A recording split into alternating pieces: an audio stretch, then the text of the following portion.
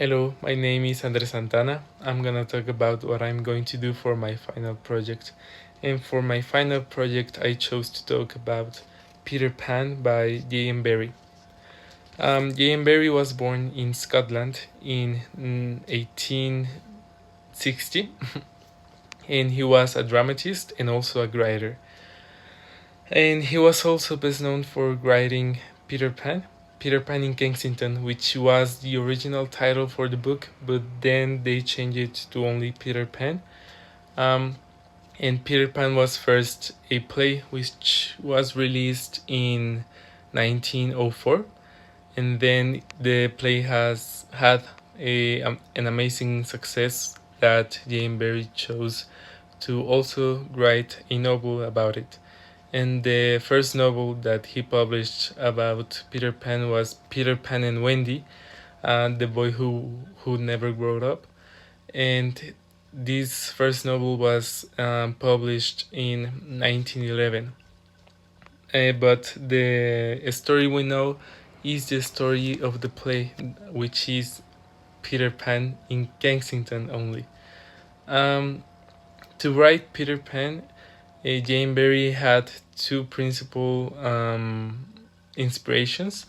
The first one is that he moved to London and he had a lot of walks in London's Kensington Gardens, which is a very strong inspiration for him.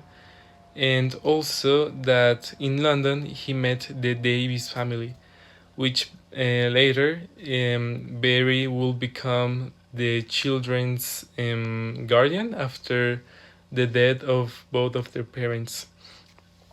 Um, Also, we have that the first appearance of Peter Pan in one of D.M. Barrie's books is in The Little White Bird, which was published in 1902. Which is not it's not a children's story, sorry. Which is interesting to see that he thought about Peter Pan even before publishing about only him. After J.M. Barrie died, he gave away the copyright of his story of Peter Pan to a children's hospital in London, and then became the story we know from Disney. For my document, I'm gonna talk about first the context of the author. I'm gonna talk about what I mentioned a little bit.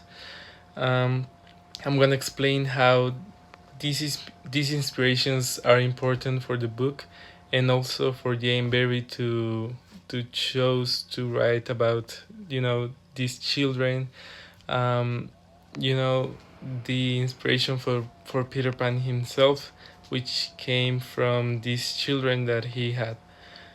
Also, for my second part of the document, I'm gonna talk about the Victorian era, but mainly how fantasy evolved as a genre during this Victorian era, and how literature perceived the fantasy differently, as we know, because for that era, fantasy was a new thing, and for Jane Barrie to imagine Peter Pan like that is a very, he was ahead of his time, you can say like that.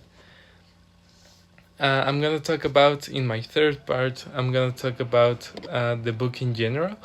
You know, it has a lot of mythology influence, since Peter Pan himself, which Peter Pan has his name from the Greek god Pan, which is the god of nature and also the god of wild, and that's what Peter Pan embodies himself.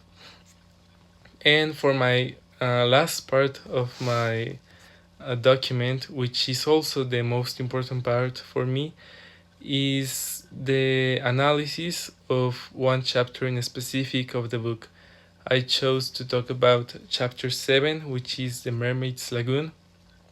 I think that this is one of the most important chapters of the book.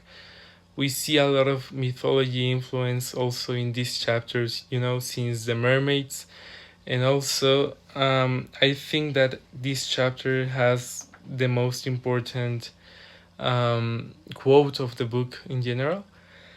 And I'm gonna analyze what this quote means, for Peter Pan to say, because it is a very important quote in the book. And the quote is, to die will be an awful big adventure.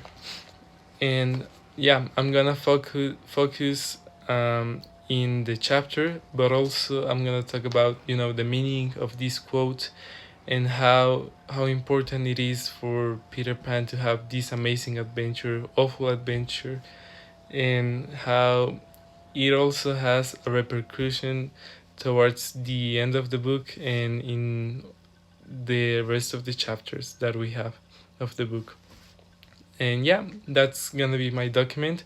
I'm gonna leave here some of my references that I have already, and I think that that's it. Thank you.